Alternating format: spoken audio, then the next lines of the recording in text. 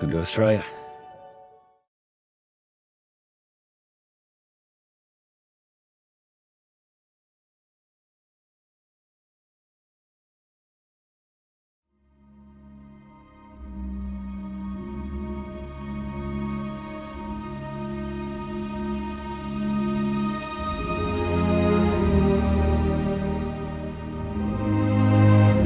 I'm down here at the historic Rocks area of Sydney, and behind me is the iconic 1888 wool store. And it's a famous heritage wool store that was used for depositing wool, which has now been converted into a luxury hotel. Now, this area around here in the Rocks is full of these old wool stores, and it's where the precious cargo of wool was actually stored until it was loaded onto the tall ships back at the turn of the century before they sailed off to the old world and the markets of Europe. This is the story of wool.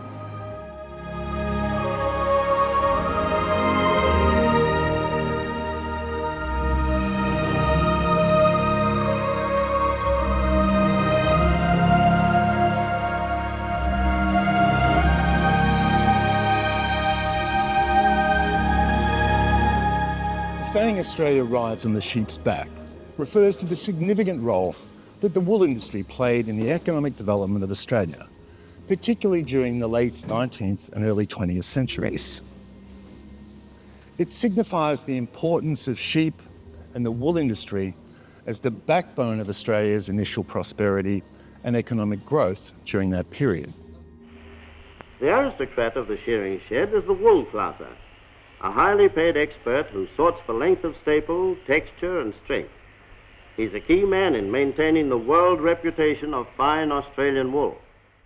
My name is Patty Huntington. You obviously know that, but I'm a Sydney-based fashion journalist. I'm the Features and Fashion News Director for Harper's Bazaar Australia, the Australian correspondent for Women's Wear Daily, and I do a lot of talking about fashion on the ABC, on ABC television and radio. So it's kind of keeps me busy. Yeah. Australia was built on the sheep's back. Yeah, look, incredible. I mean, we are this country on the other side of the world, 25 billion people now.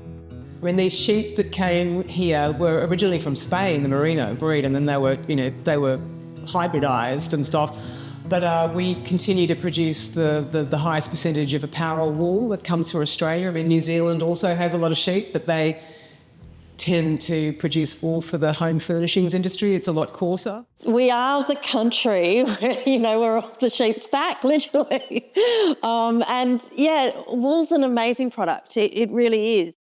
Hi, I'm Jason Brunsden. I'm a fashion and lifestyle designer. I've been in the business since the early 80s, so it's about 40 years now.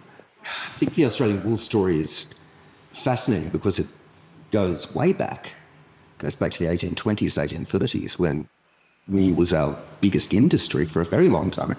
I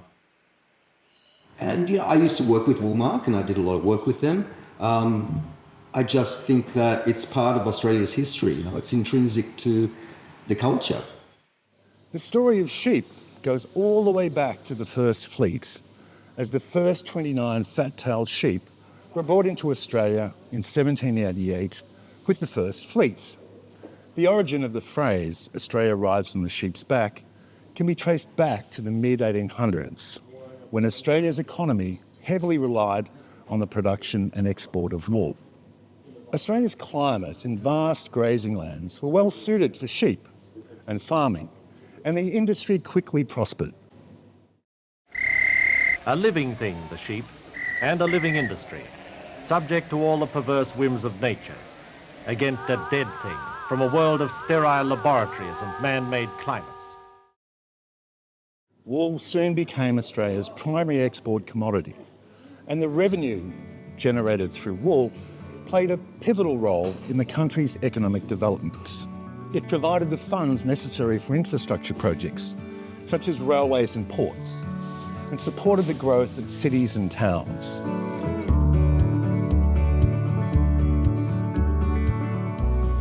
Australia riding on the sheep's back encapsulates the pivotal role that wool exports played in shaping the nation's economy and setting the stage for the emergence of a thriving garment industry.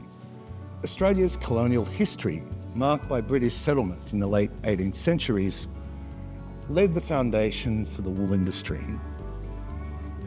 The introduction of merino sheep, bred for their wool, revolutionised the Australian agricultural landscape. The harsh Australian climate and the vast expanses of land were ideally suited for sheep farming, leading to the rapid expansion of the industry.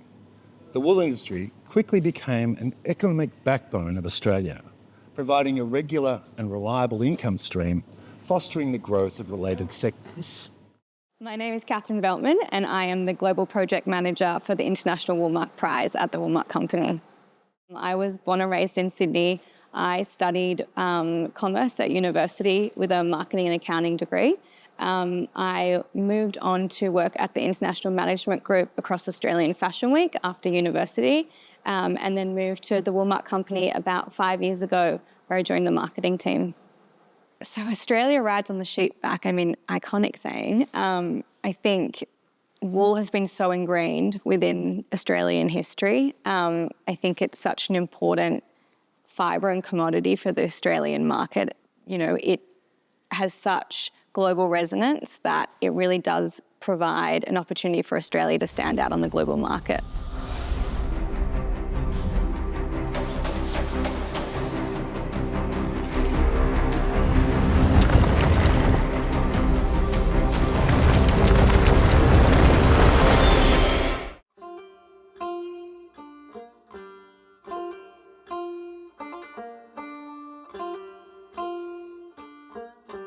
The early 19th century witnessed a significant increase in the number of sheep in Australia. And this expansion was fuelled by several factors, including the aforesaid favourable climatic conditions, the availability of vast grazing lands, and the advancements in breeding techniques.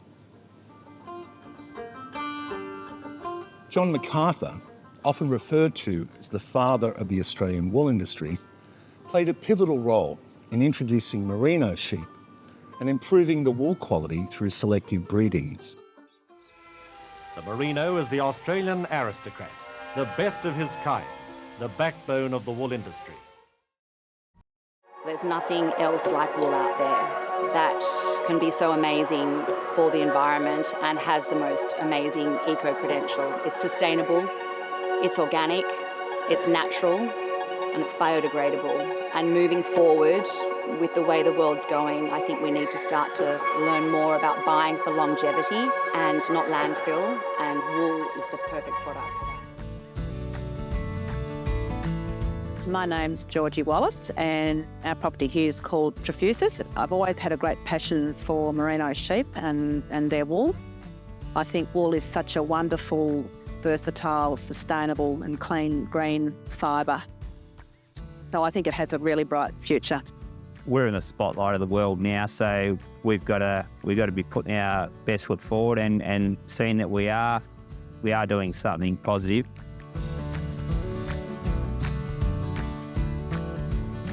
We're improving the land for future generations. It is so much better for the environment. I see that we're custodians of this property. We want to see our native flora and fauna thrive, and I think for the whole biodiversity of this property, it's important to look after that native land. So we want to leave this property in even better order for the next generation. I'm Alistair Lade. I'm part of a family business that's been producing ultrafine merino for 140 years, and I'm fourth generation and looking forward to the fifth generation taking over. I run 10,000 ultrafine merinos on 1,000 hectares. In this environment up here that we really enjoy living in, we have beautiful clean water, good soils, and with the right amount of sun we can grow high quality nutritious grass that is ideal for these ultrafine merinos to produce some of the best natural fibre in the world. It's a pleasure going out and seeing these happy, healthy sheep, and they really respond to being looked after. We're all merino operation for fine wool. We have about 16,500 sheep. I think one of the great things about family businesses and farms in particular is that we don't have to manage for results in 12 months' time or in 6 months' time. We're managing for generations. So the health of the landscape's important to us, not for now, but in 30 or 60 or 100 years' time. Hopefully we're moving into a society that is less throwaway. Wool lends itself perfectly into that. It's definitely not a product that you have for one season and discard at the end of that. It's an annual product that's grown naturally on a sheep's back. The availability of a reliable and abundant material encouraged the establishment of textile mills and garment manufacturing facilities within Australia. And this in turn created employment opportunities, stimulated local economies, and fostered technological advancements in the garment production process. Sure, I'm John Roberts. I'm the Chief Executive Officer of Australian Wool Innovation and the Managing Director of its subsidiary company, the Woolmark Company. I stem from a wool growing family in the Southern Highlands in New South Wales, but I actually grew up in the city, so I won't pretend to be a country boy, but I certainly, it's always been part of my history and I think it's in my blood a bit to be part of the wool industry, yeah. I thought I might be a park ranger, a fireman or a farmer. That was pretty well where my mind was at that time, yeah. My aspirations since school, I guess, I was lucky enough that the farming component and my history in the wool industry from my family side drew me into the wool industry, and I started doing some wool appraisal and wool valuing for an Australian wool export. My family on my mother's side were wool growers from a place called Bynalong in New South Wales, the Southern Highlands. And they ran a very nice couple of places out there and had a healthy merino flock and were very dedicated to growing wool. And those, my uncles still continue to grow wool. And that's something that's been very much in our family for a long time. A month in my diary is, it's quite diverse. I got everything from standing in a paddock with wool growers talking about fly strike or worm prevention to the other end of the supply chain of the International Woolmark Prize in Paris, for example. So, and everything else in between. It's a privilege to do the job. Riding on the sheep's back is, I think people of my generation and older, grew up listening to that phrase, and it was true. I think when the wool industry started in Australia, once it really started to hit its straps, and we got to 170 million sheep in Australia. It was the economy was very much dependent upon the scale of the Australian wool industry, and certainly through two wars and the Korean War as well. I think wool was a key part of a key export, and it was a huge form of revenue for Australia. So I think a lot of that's probably lost on subsequent generations. That said, it's still a hugely significant industry for Australia. Today, wool still accounts for about $3.5 to $4 billion in exports for Australia, for the Australian economy. It's a lot less than it used to be in terms of volumes, but the prices have actually come up quite a lot. So in terms of dollars, it's still quite a significant export. I think the wool industry in Australia is one that a lot of people don't realise how important it is. The significance of the amount of wool that we export to Europe and to China, the amount of business that we do with, all of those Italian fabric mills, and for any guy or girl who's bought a suit and has flicked through all of those beautiful fabric swatches, and we all want an Italian fabric. In fact, most of that's made from Australian wool. It's an extraordinary business, and I think that more power to the growers, and I hope that, as time goes forward, they get a larger piece of the pie, because otherwise it's not sustainable. I think what's so amazing about the wool business and the wool fibre, it's a miracle fibre. It comes from sunshine, grass and rain, and these incredible animals produce this beautiful fibre, which is so versatile. I mean, this fibre, it has the most perfect drape, the most beautiful silhouettes, the most perfect handle, It's technical, it's functional, it has moisture management, odour management, shape retention, and all these things that people try to replicate it in the laboratory and they simply can't. So I think that's the miracle of the fibre, plus the fact that it is also now one of the most sustainable fibres on the planet, which I think we've probably not spoken enough about in the past. So the thing about wool that is so amazing is just its diversity. Everyone can find a connection with wool, but the way you use wool can be interpreted in so many different ways. Whether you're looking at it from a traditional sense in terms of tailoring and knitwear, but then you've got a lot of designers coming and looking at wool from a new perspective, from performance, and really tapping into those qualities that make it stand out. And then you also have all of its natural benefits. The fact that wool is natural, renewable, biodegradable. It's the most recycled apparel fibre in the world. Just lends itself so nicely to the way the industry is going. People want to find those alternatives that are going to be gentler on the environment, and we'll definitely provide that.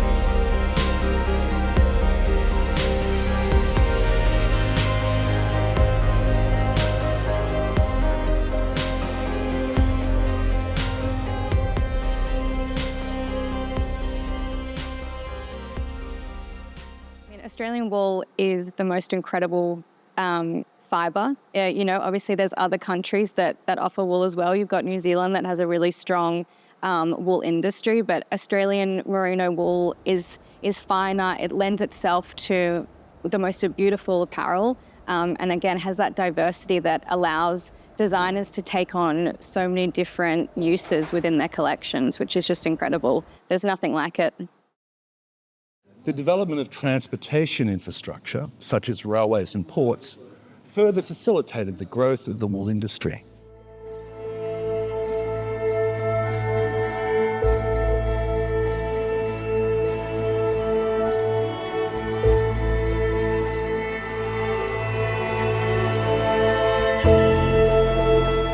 And this allowed for the efficient transportation of wool from remote rural areas to urban centres, both within Australia and international export.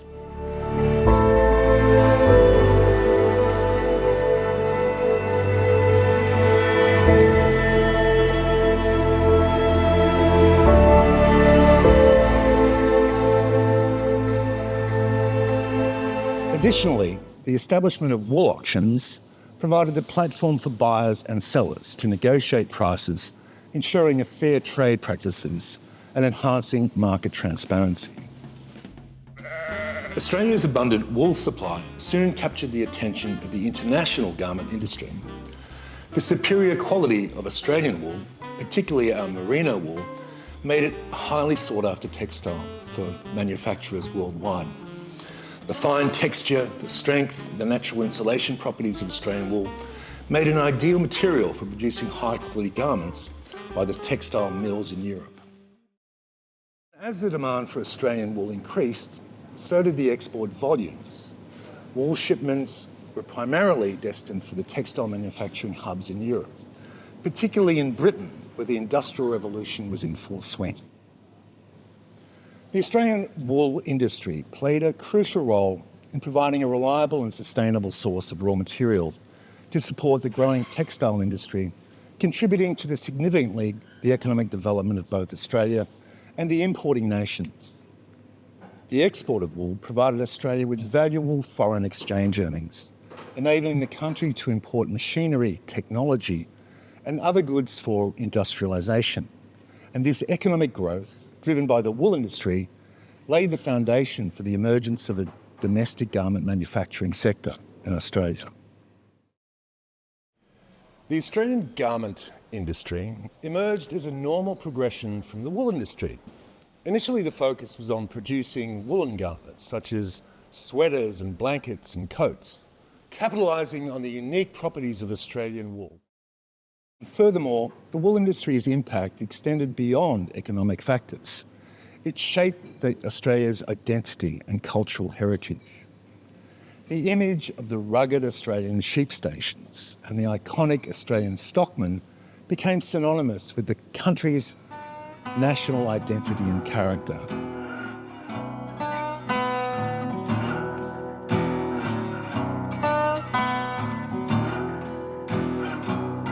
The wool industry became ingrained into the image of the nation's psyche, just like the American cowboy, serving as a symbol of resilience, hard work, and resourcefulness. The cowboy can come from anywhere.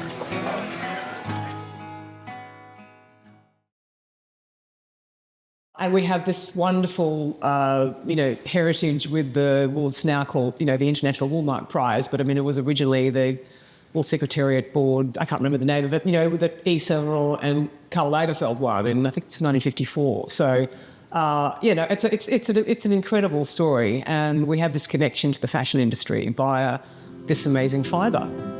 I've been involved with Woolmark, I guess, probably through my whole career, somewhere or another. What I love about fashion is the craft. It's not necessarily just, a look or a show. That's motivating as well to get a look and sort of realise it, but it's the craftsmanship of actually being able to drape a piece of fabric, work with beautiful quality fabrics and come up with a story.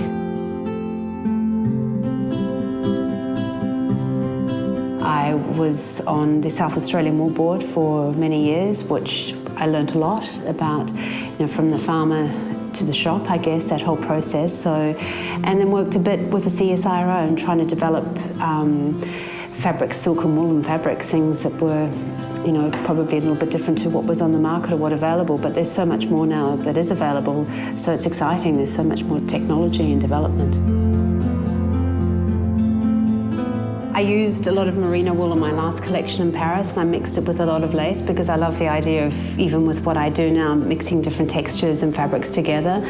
And also, using a lot of pleating and silk doesn't pleat, whereas wool does. So it's quite interesting to experiment with different fabrics together because you get very different effects than when you wash things afterwards. And so the last collection was not necessarily intentional just to use wool, it was because it was a great fabric to use. With what I do, I'm a luxury company that uses very good quality fabric, so if I choose to work with wool, it's going to be a good quality fabric, and it's natural and it breathes and it does so many more things than man-made fibres could do.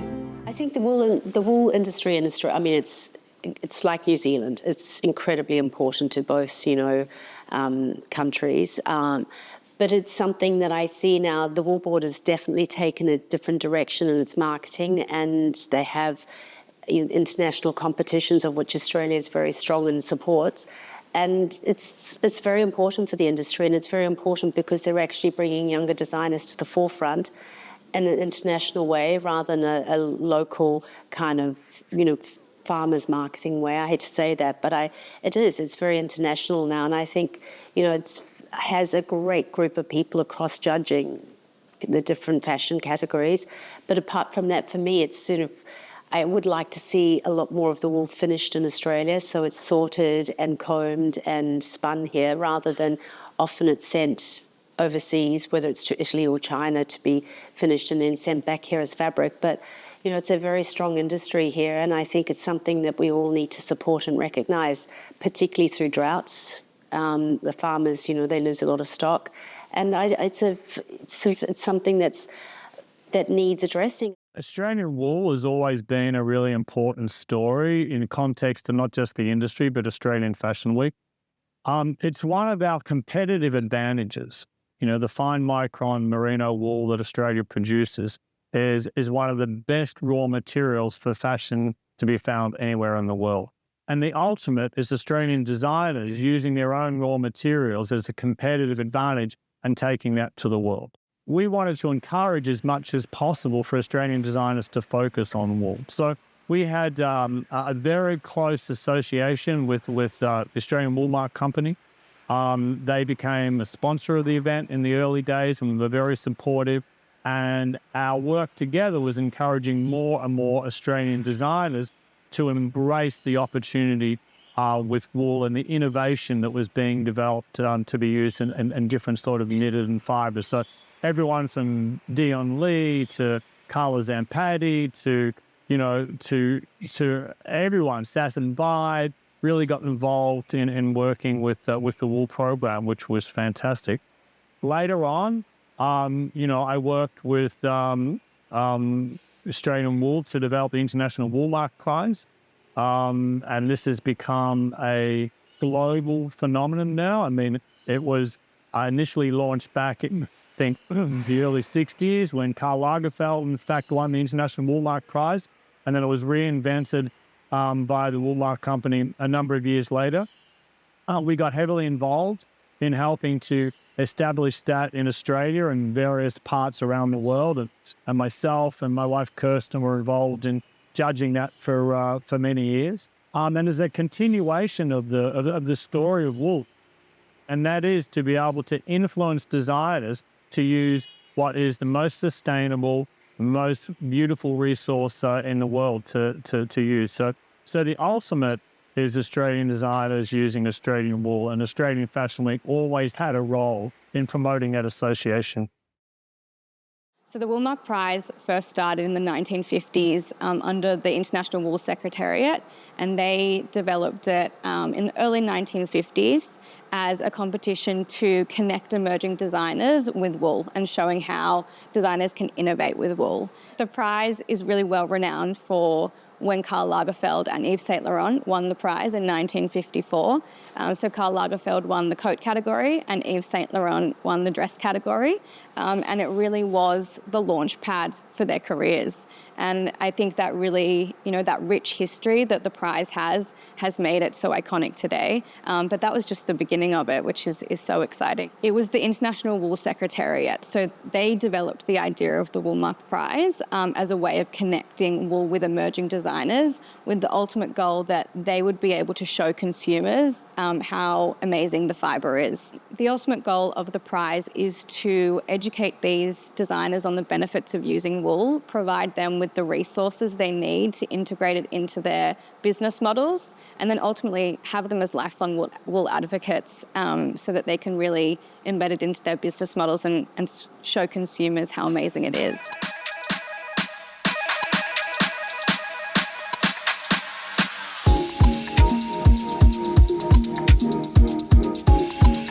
The Woolmark Prize is just a critical focal point for the power and the irresistibility of wool.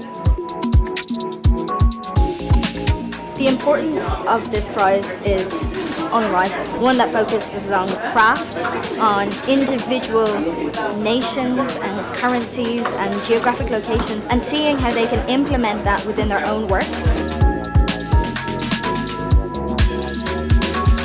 Extraordinary innovation that took place with wool, of subverting everything we think we know about this fabric and making it incredibly modern, ethical, conscious. I thought it was a really intelligent group of designers. I think that to see creativity and to see innovation and to see intelligence and to see emotion, it's a great thing. Yeah, look, the Woolmark Prize is probably our crown jewel in terms of some of the marketing campaigns we do. And it's the crown jewel because it's not just about marketing, but it's also about developing an alumni of people who learn to love wool and talk about wool for the rest of their career. We think that the Woolmark Prize is still very highly regarded. It's still one of the most prestigious fashion awards, we believe, in the world. And yes, it started, I think it was in 1954 when we had the two winners, or two of the winners was Karl Lagerfeld won first prize in the women's coat sector, and Yves Saint Laurent got third in the dress sector. So a pretty good start, And then and from there we've been fortunate enough to have just so many other great designers come through that process. And what's also lovely about it is then we mentor designers every year who come through the process and they become really good advocates for our fibre going forward. So it's a it's a big expense, but it's also something that we've been really, really pleased in terms of making sure Woolmark remains front of mind for a lot of people. And as it's evolved over the years, it hasn't just been a fashion award, but we have a sustainability component to it and an innovation component to it. So it's something that we want to keep pushing and driving. The Woolmark Prize for me is a sign of excellence. What I'm loving really this year is the use of wool mixed with sustainability. Natural fibres need to be so considered as part of our wardrobes, as part of the process and the way in which we work in fashion. I think the designers who are part of the Woolmark Prize have solutions. When you talk to the designers here today, they're all alive to possibilities that I don't think people were even considering 5 years ago. I mean, wool is the most sustainable material, and they are using it in an exquisite and very innovative manner. なので、こういった形で審査員、本当に世界中から集められて、でそういう人たちから何か賞を提供されるっていうのは自信につながって、そのアーティストクリエイターの次のステップを登っていけるすごく力強い後押しになると思うんで。This generation of young designers and establishing designers are the future of fashion. The Woolmark Prize is regarded as a hugely prestigious event. I mean, we're lucky enough. We get a judging panel who come in every year. We get the likes of Tim Blanks, Corinne Roadfield. And these sort of people, they come and do this out of the goodness of their heart. And a lot of the time, they're not charging us to come here. They actually want to be here to actually judge these things. We've had Victoria Beckham judge in the past as well, and they do this because they want to see good young talent evolve, and also they want to push for sustainable fibres. So it's something that we're really proud of, and we want to continue to push. The way that Christian used the wool in such a modern way, contemporary way, wearable way, and not only like creativity, but without a possibility for the future.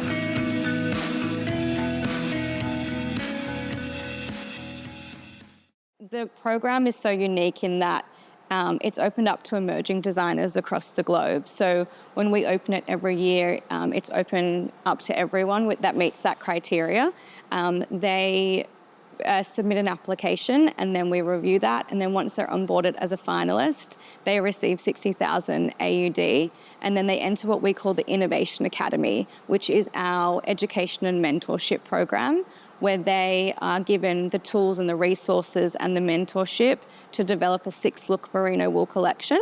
And then that's kind of their beginning of their journey with wool often, and it's really amazing to see how they embrace that, embed it within their their company and their ethos, and then continue on later after the prize. So the way that the program works is we onboard a lot of industry experts and partners who are experts within their particular area to come on as partners and support the finalists. So when they're selected as a finalist, they are provided with an array of resources, toolkits, sustainability road mapping, traceability forms, how to run an event sustainably, but then they're also paired up with our mentors, so industry elite, whether that be designers who are more established, journalists who can help them in terms of how to talk about their brand and wool to consumers and among the media. It can be anyone from any array within the supply chain, and they support them throughout that process.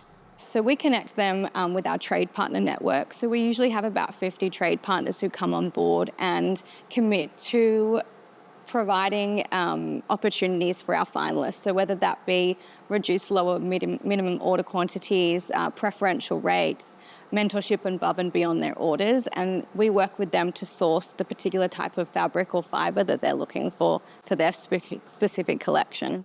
I'm Saul Nash, and I'm a menswear designer in London, and today we're here at Somerset House at my studio. This is my messy desk. This is where I sit, and up on the wall we have every collection that we've made to date. I do that so we always have a reference to go through, so we can see like the journey that we're going on as a brand. In my masters, I'd explored knitwear, and I'd always been keen to bring knitwear back into my work, but I couldn't find the right partners to do it with. And I had visited the Woolmark company like many years prior, just to explore a bit about what they do. And I was really intrigued because on that visit, I discovered that wool could be used in so many other ways than, you know, your traditional knitted sweater or, you know, your traditional wool coat. I think that's what was really exciting with the Woolmark Prize, is that you think of things holistically, particularly around the discussion of sustainability.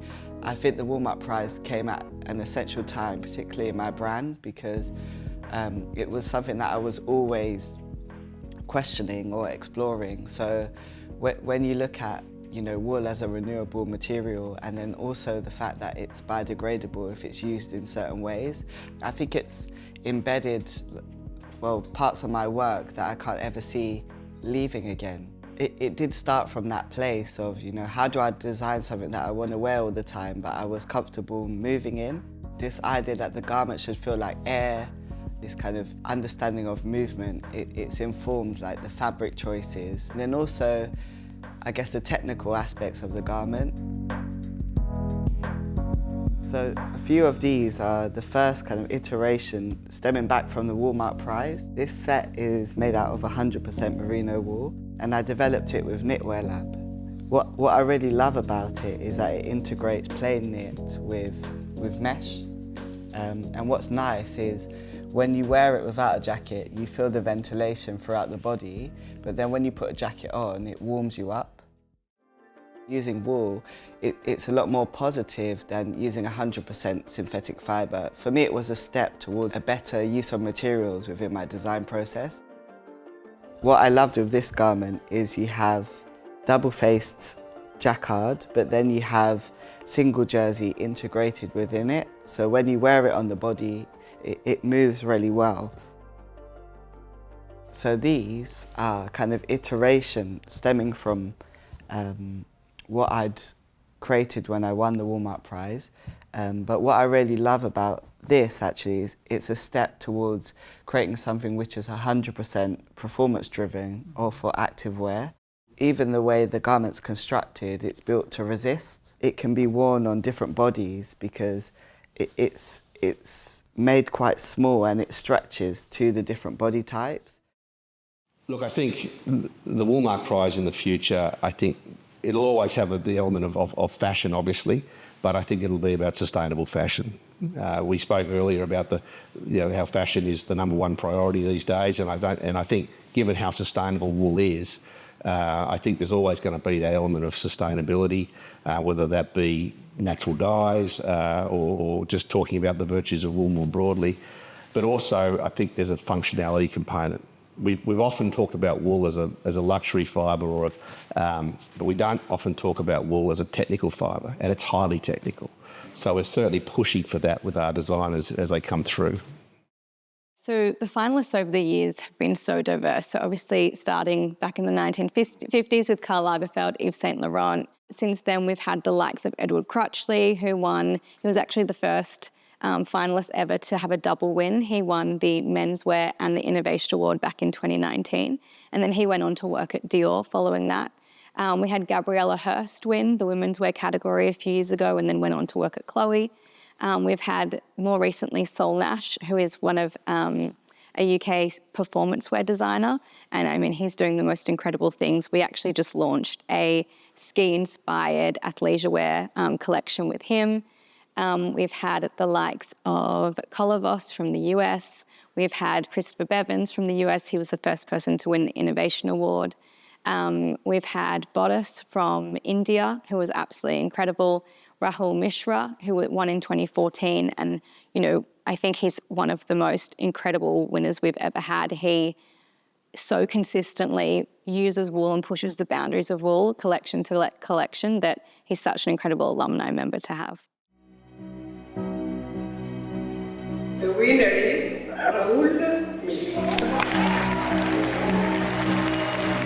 I must have pitched myself more than 100 times so far. I'm still sinking in the feeling. I'm still feeling as I'm dreaming. It has been one of the biggest dreams I ever had in my life.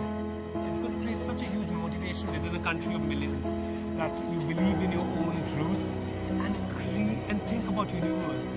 Like, look really far in past and create something for the future. It makes me so much emotional right now when I'm here actually touching it, feeling how it is produced, and I've worked with this fiber such a long time, and very honestly this fiber has kind of given me so much. I'm able to express myself really well when I work with wool, with merino especially. The entire inspiration of this collection also started with this story of wool or story of merino, and how something which is so sustainable starts from farm, goes to highest in fashion.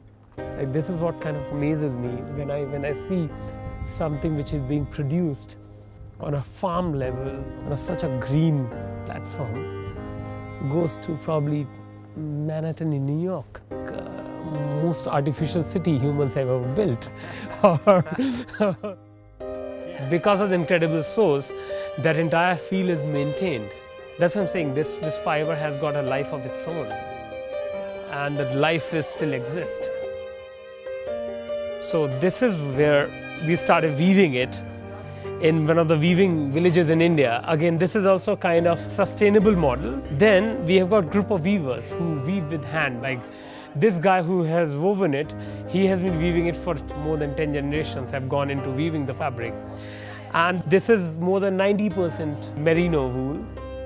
This is what is an amazing technique. Like, he would literally lift every yarn and insert this extra weft, which is here. This makes it amazing. Created this embroidery, again with 100% merino wool yarn. But embroidery never felt so soft, ever. Like, this really feels amazingly soft. It's like couture which can be like worn every day, which feels soft, which has got such a great feeling. I think we could have not got it with any other fiber, any other fabric, any other thread. This kind of feeling.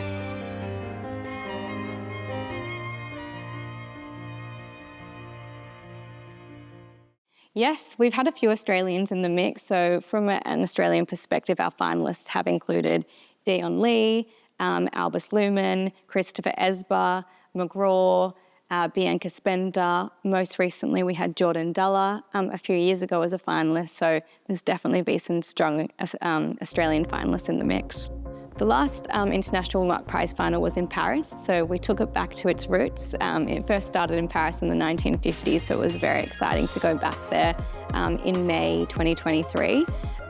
We held it at Le Petit Palais, excuse my French, but it was an absolutely incredible venue, really historical, incredibly just aesthetically beautiful. So to have that as a backdrop of showing innovation and the modernity of wool was a really cool contrast.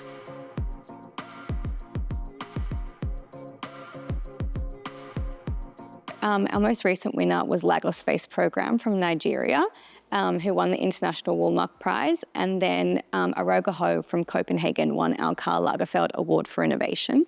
You know, I always find it really interesting to see how the winners and the finalists reflect what's happening in the world, and I think with this most recent batch of finalists, you really saw that post-COVID casualization trend come through. They were very much designing for versatility and for looks and garments that a consumer can mix and match and use in their everyday life, and then, you know, for more special occasions as well. So Lagos Space Program was very much focused on incredible tailoring and shirting, amazing Nigerian heritage and the different dye techniques that their culture uses, which was just beautiful to see. And then Aroga Ho, on the other hand, was very focused on knitwear and pushing the boundaries of knitwear within her current business model. So she worked with a lot of our trade partners to reinvent how you approach knitwear within a collection. I think, the International Woolmark Prize has been running for so many years now, and I think one of the most important elements of it is the industry support that we receive. We have worked with the most incredible industry members to support the designers, but also wool and the wool industry. These judges that come on board every year, whether that be Tim Blanks from Business of Fashion, Corinne Whitefield from CR Fashion Book, Edward Enenfil, who is with Vogue, Alexa Chung, who is also with Vogue China. We have these amazing figureheads who come on, often free of charge. They're offering their time and their wisdom to the prize and to the designers to really amplify wool on a global scale. And I think their passion for wool is what makes it so amazing. We've got all these people coming together from different disciplines within the industry, but they all believe in wool, which is a really amazing thing to see. Well, the International Woolmark Prize is something that goes way back. The brands that we've worked with over the years, such as Vivienne Westwood, Victoria Beckham. I think that Woolmark are doing a wonderful thing supporting young designers, and not just from Britain or Europe. This is the whole world. We have people from Australia, China, Japan, and that's great to treat the world as one. Donatella Versace, all of these designers, they believe in wool as well. We never saw designers from these places come here and do a whole collection. It's very new to be so global. Each one of them adds something really surprises me. They work with wool in their own capacity, so when they then come on board to support the prize, it's such a natural fit, and they're incredible ambassadors to have for the fibre. What does it take to climb to new heights? To face into danger?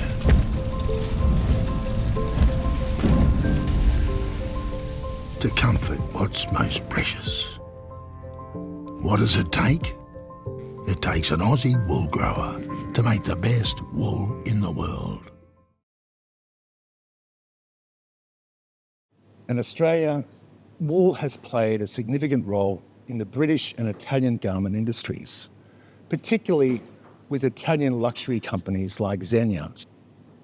And the Zegna brand were not just content to champion Australian wool. The Zegna family were so committed that they actually bought a majority stake in an Australian wool farm. The actual farm in Australia's New South Wales might not be where you'd expect to find an Italian count or a luxury Italian brand, but this 2,500 hectare property is exactly where Emilio Zegna wanted to be. And in 2014, the luxury fashion house bought a 60% share in this family-run farm. For the company, then chairman, third-generation member Paolo, it was a good opportunity to work closely with wool growers to develop the right fibres for his garments. Convincing farmer Charlie Coventry and his family to sell them a stake was a challenge. But in the end, both sides did find common ground in both being family businesses. We certainly have a sense of family commitment, seriousness, and how well you can do your job, whatever your job is. I think there's a lot of commonalities between us, Paolo Zegna said. And for Emilio Zegna, the purchase completed the cycle of full integration, widely referred to internally as a business that goes from sheep to shop. And in Australia's digital age, however, that endpoint is also way much more on the screen. So it's important to connect to a new generation of digital savvy customers.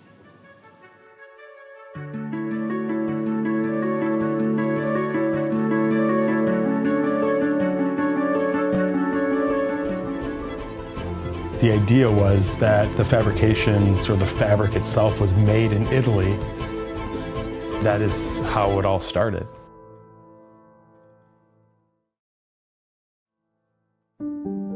It all started with great fabrics. The idea was to take away that business that Great Britain had had forever on having the highest quality fabrications in the world.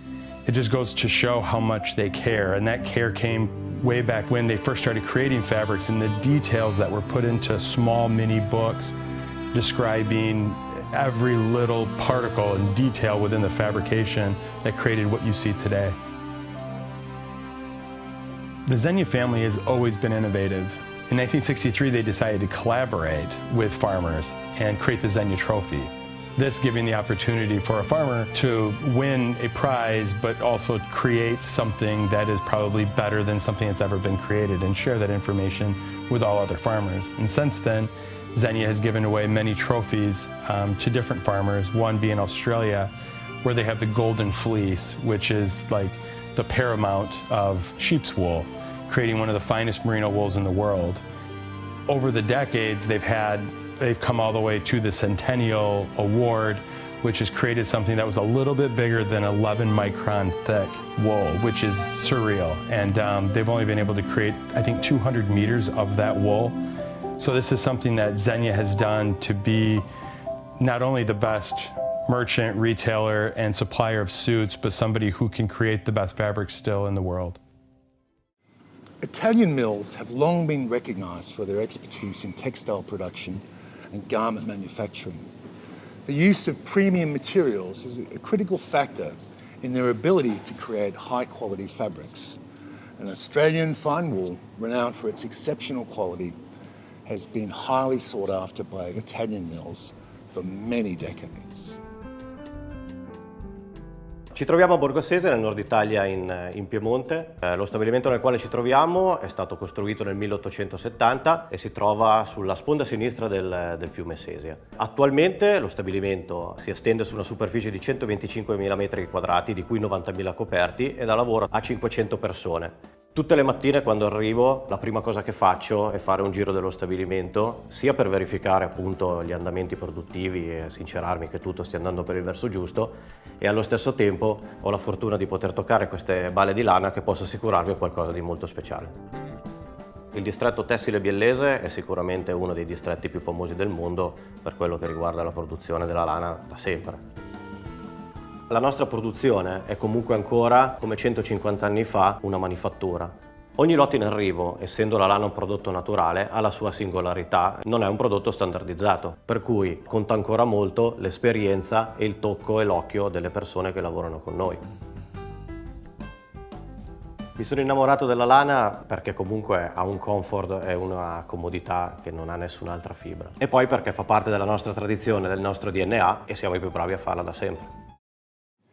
Italian mills, including those associated with prestige brands like Xenia, have long established partnerships with Australian wool producers. And these collaborations ensured a consistent supply of high-quality wool, which formed the foundation of these luxurious fabrics produced in these famed Italian mills. The unique characteristics of the Australian wool, such as its softness, its durability, its versatility, made it an ideal material for the creation of elegant and refined garments. I mean, the Italians love Australian wool, which is great because we know Italians like the finer things in life. You know, they are always looking for the most premium option, whether it's clothing, apparel and fibres, or it's what they eat or what they drink, as we were saying before. So I think the fact that they discovered Australian merino wool so many years ago and have embedded it within their industry really shows that it is one of the best fibres on the planet. They adopted it so long ago from a very traditional sense within their tailoring and their knitwear, and you can see that through a lot of our partners, as you said, Xenia or Benetton. You know, they're long-standing partners of the Woolmark company, and they continue to use wool season on season just because it's unbeatable. They love the qualities that it provides, and their consumers love it too.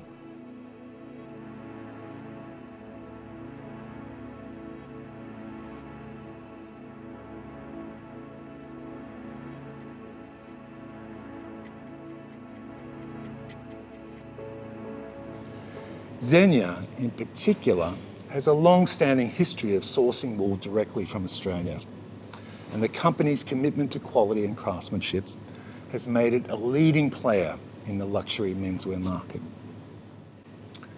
Xenia's use of Australian fine wool has contributed to its reputation for producing exquisite fabrics that exemplify both style and comfort. The influence of Australian fine wool in the Italian mills goes beyond the material itself. Australian wool producers have collaborated with these Italian mills to develop innovative techniques and processes that enhance the performance and aesthetics and appeal of the fabrics. And these collaborations have led to advancements in fabric finishes, in dyeing methods, and blending techniques, further elevating the quality and versatility of Australian fine wool.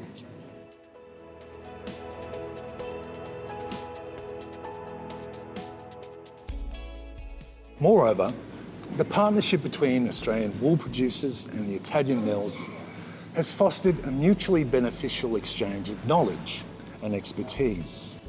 Australian wool producers have gained insights into the latest fashion trends and consumer preferences, enabling them to tailor their wool production to meet the evolving demands of the global market. And on the other hand, Italian mills have benefited from the technical expertise of Australian wool producers, enhancing their garment manufacturing capabilities.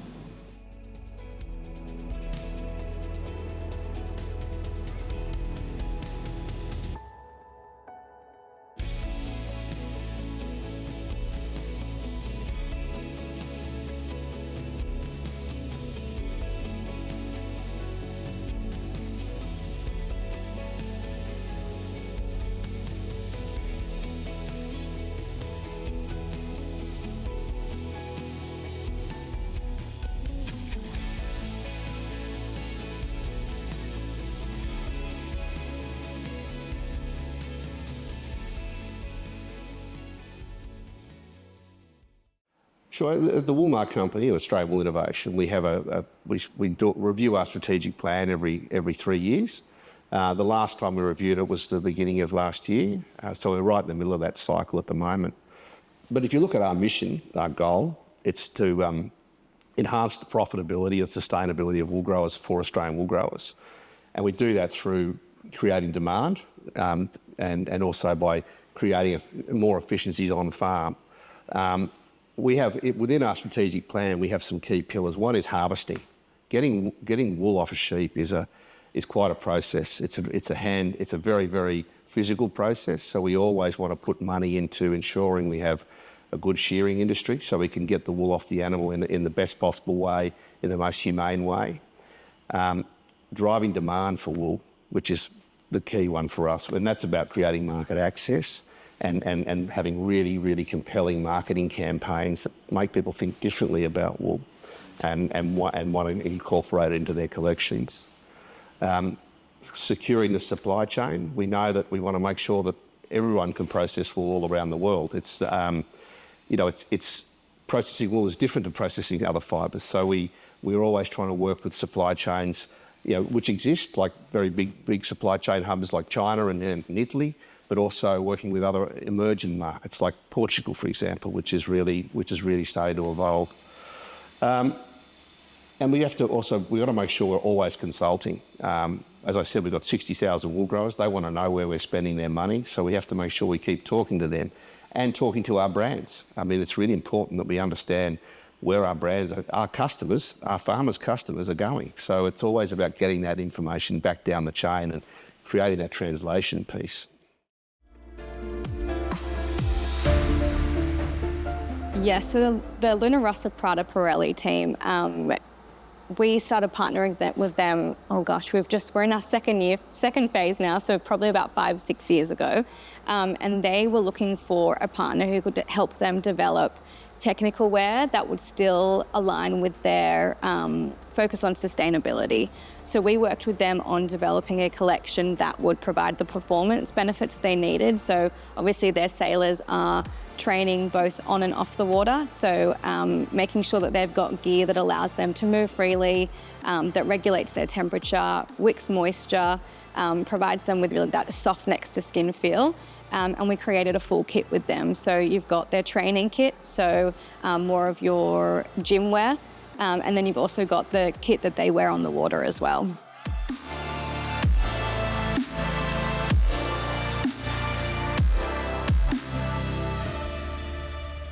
So the exterior shell jackets and more of your exterior garments that the Luna Rossa Prada Pirelli team wear on the water are water resistant and wind resistant. So they act to support them during their races. The attraction for Prada for wool, I think, has evolved over time. I mean, previously it was all about what we stood for in terms of quality, in terms of a luxurious, glamorous, perfectly good fibre with beautiful drape. Now, the attraction for someone like Prada is our sustainable characteristics and our eco-credentials. And I think that's what a lot of people are now changing the way they want to engage with the Woolmark company. Yes, all the good stuff that we're known for in terms of quality is still a priority for them, but the added bonus now is they recognise us as a sustainability partner, and we're finding that more and more as people gravitate back towards natural fibres. So it's a very special time for the wool industry right now. Now we have a really dedicated team in Woolmark, Australian Wool Innovation, who are constantly looking for brands. You know, ideally we want brands to tell our story for us. For us, telling our story is one thing, but when I've got Lorenzo Bertelli from Prada telling our story and singing the virtues of wool, that's better than me saying it. Look, we've been lucky enough to work really closely with Prada in the last little while, and Lorenzo Bertelli has been a really great supporter of the fibre. The first thing we did was work with the Prada Luna Rossa America's Cup sailing team. It's been an incredible journey. They are mad about sailing, and obviously sailing has a global audience that's vast. They were looking for a sustainability partner to come up with something that was more appealing to and functional for their sailors, but also something where they could illustrate their morphing to a more sustainable brand. So we worked with the Prada team to come up with some technical outfits to wear it, not just for outer shell, for water repellent, base layer for working out and doing the grinders and everything else that these sailors do, and we put all those products through to the test. We outfitted them all. They became huge advocates for those outfits. One, because they don't put microplastics into the ocean, which they adore, and two, because they really love the functionality of it. And then after that, from there, we've been lucky enough to do a capsule collection with Prada as they look to sort of move towards a more sustainable image, and we're lucky enough that they're working with us to be that partner. But it isn't just the Italians who have a thing for the romance and power of Australian wools. It turns out all the major international fashion houses, the big ones, and their designers, all pretty much worship Australian wool as something being natural and divine. And this fascination is shared by many artists and designers around the world who romance both the wool and also the Australian outback farms where it comes from. Japanese fashion label Facetasm is deeply rooted in Tokyo's edgy street culture. Journeying to Australia, founder-designer Hiromichi Okai visited a merino wool-growing facility to mark the beginning of a 2-year season and partnership with the Woolmark company. 広大で視野が広いというか、空間が広いというか、ちょっと抜けてる感覚で、やっぱりちょっとレベルが違う。僕は見たことなかったですね。あそこまで壮大な感じの自然というもの。Look, Japan's a wonderful market. Obviously, you know that it's a leading fashion market. And there's always good evolving designers coming through. We've been lucky enough to work with a group called Facetasm, and the young designer there, he came out a couple of years ago now, and we did a lovely capsule collection with him, beautiful collection, and part of that was him coming out and doing some videography on Australian farms, looking at shearing, touching sheep, and it was a beautiful piece of videography, which he was emotionally very moved by that whole product, and I think the wool growers who he came and saw were one, just appreciative that someone had come and taken an interest in their fibre and where it had come from. So it was a lovely meeting of two, you know, extreme ends of the supply chain. 感じたことのない自然だったなっていうのは本当に実感しましたね。感じれてよかったです。やはり最初牧場の方に行かせていただいて。 Look, when designers like Phostotasm come out to Australia, I think first of all, I think they're overwhelmed by the hospitality and the warmth, particularly in the bush, in the regional areas. And the thing that probably really strikes them is the vastness of it, the open spaces, and almost the lawlessness of it. I think for them is a bit overwhelming. So I think that it takes them a few days to come to terms with that, and then to actually see the animals, which you're not going to see an animal in Roppongi. That's a big thing in itself. So to see not just one animal, but possibly 30,000 of them, all being cared for and in a free-range environment is a really beautiful thing for them, a really powerful thing for them. The Woolmark company is globally very, very well connected. We've had, ever since the early 1900s, we've had a policy of tendering our fibre to a global audience, and that started a long time ago. In 1936 when they formed the Woolmark Company. And then, of course, from there we had the International Woolmark Prize. That's allowed us to have really, really wonderful connections around the world. And so we're lucky enough to have very close relationships through our overseas offices with key brands like Prada, like Max Mara, in the US. We have worked very closely with a multitude of very high-end brands. And I think that's one of those important things for us, is to make sure we have as many good relationships for our farmers to get their fibre out in front of a global audience. We love having some of our brand partners come to Australia. We're really proud of what Australian farmers do, and when we have some of these brand partners who come out who you might think probably don't have a huge interest in Australian wool, when they come out and they see it, they see the sheep, they see the passion, they see the way we look after the land and look after the animals. I mean, it's a very emotional experience for a lot of those brands, whether it be new up-and-coming designers from Japan or established brands like Prada or Benetton or Palo Zegna, who's often out here working with the Woolmark Company.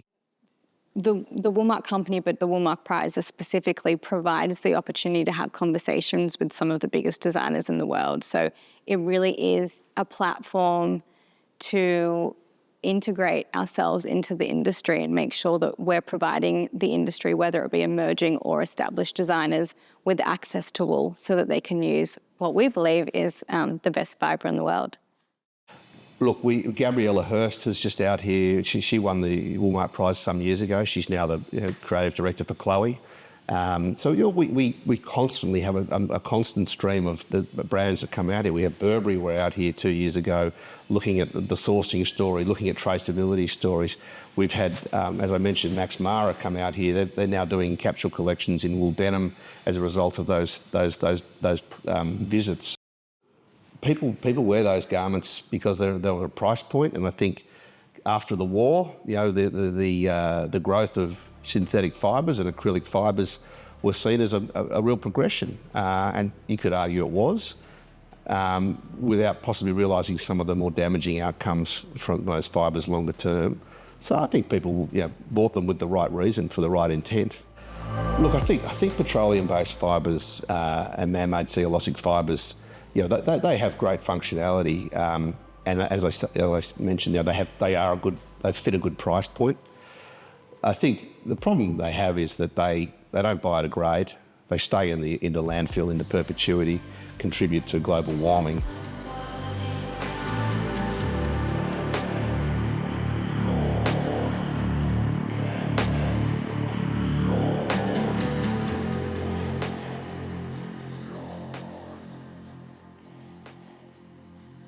Process with man-made fibres is, in terms of the lifetime of the garment, it's a cheap price point, so it's often just used and then sold, and then another one is bought. So it sort of adds to this vast consumerism that seems to be happening. So look, a lot of those garments they need to be washed a lot. Their odour management's not there. There's a lot of components to them that are what we would say is not sustainable. They also shed microplastics into the ocean, which is a growing concern. So then we all end up eating those microplastics and ingest those things. So I think there's a bit of a reckoning happening in terms of consumer priorities, and consumers are becoming label turners in a lot of respects. So it's making it a bit more difficult for those fibres. There is a huge increase in synthetics in the market at the moment, and one of our key roles is to help educate designers on why they should be choosing natural fibres and more specifically wool. Synthetics have incredible qualities, but the fact is that they often don't last as long. When you compare synthetic fibres, for example, to a natural fibre such as wool, you really need to think about the qualities of the fabric and the garment itself. Wool has a longer lifetime. It is, as I said earlier, the most recycled apparel fibre on the world, meaning that the cost per wear is lower. So it's all about that buying less, buying better, and investing in quality, as opposed to, if you're looking at a garment that's perhaps made of a synthetic fibre, it's cheaper, which meaning it won't last as long. You're going to have to, for example, throw it out after a season or two, and it's not going to have that longevity within your wardrobe. Wool has been very important to Australia because obviously from a financial point of view, and yes, it's a huge industry and it's a very long-term industry, but it's also, we export some of the best wool in the world to get made into some of the best fabrics in the world, and then we purchase them back. So it seems ludicrous to me that that's the situation we're in, but we are, and Australian wool is known because it's fine, so it can be made into beautiful suiting and fabrics, but it isn't done here. So for us, it's the ability to support Australian as much as we can. So we buy Australian wool and use the Woolmark emblem when we can. But I feel as though it's an industry that absolutely needs to be supported.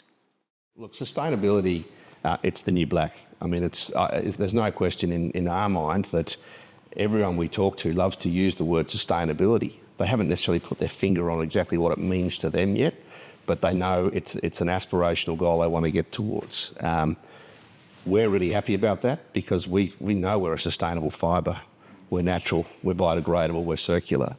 So we've been really trying to push those eco-credentials for wool because we know that every brand has set sustainability goals. And sustainability isn't just about biodegradability and being a natural fibre. It's also about did it come from a supply chain that followed the Modern Slavery Act? Was the product produced ethically? It's a multitude of different meanings, and I think no matter which way you look at it, we know we're well positioned in that respect.